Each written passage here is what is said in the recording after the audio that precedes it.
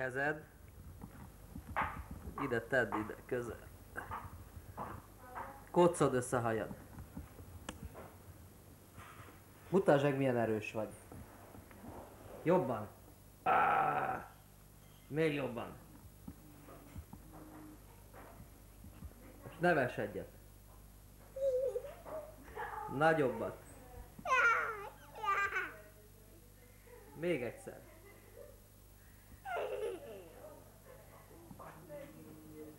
Énekelj. Énekelj. Tajka, szefélyesze. Fajka, oda megyünk rakni, a ostát kapni.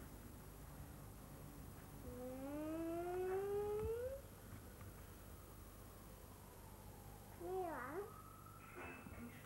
Kacsincs.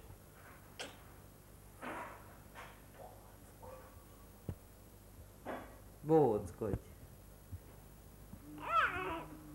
Ez mi volt? Boroszkádás. Na, feküdj le és aludjál.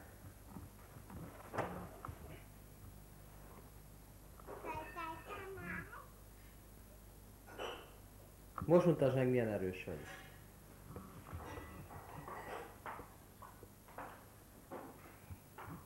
Kristóf, hogy hívják a mamát? Hol vagyok? Hol vagy? Ott vagy a tévében, nézd csak.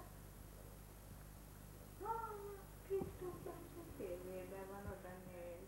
Kristóf, hát ez olyan, mint egy fényképezőgép. Ugye? Igen. A Tatánál az olyan, mint egy fényképezőgép, csak ez videó. Tudod? Mi van a kis házban? Delta. Nézd meg. Gyertya. Gyertya. Megvan. Mi? A delta nem olvasták. És hogy hívják az anyádat? Réka. De milyen Réka? Hát ott a Réka. Mi? Kristóf. De milyen Kristóf? Novák Kristóf.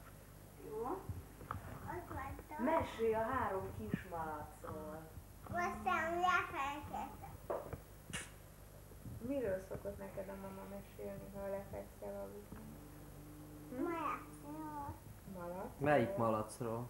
Az a kis malacról. 3, nem? 2 kis. Neked van házad? Nem, van. Milyen? Hétes az a het. Mit? Hétes az a het. Szétes. De kőházad van? Nincs. Igen, van. És hol van a kőházad? Ott van bent a lakásomban. És ezt te építetted? Veled. Miből van? Kőbe. És mennyi idő alatt építetted? Kőbe. De mennyi idő alatt építetted? Azt nem tudja, hogy mennyi idő. Telefonod van? Vagy És kinek szoktál telefonálni?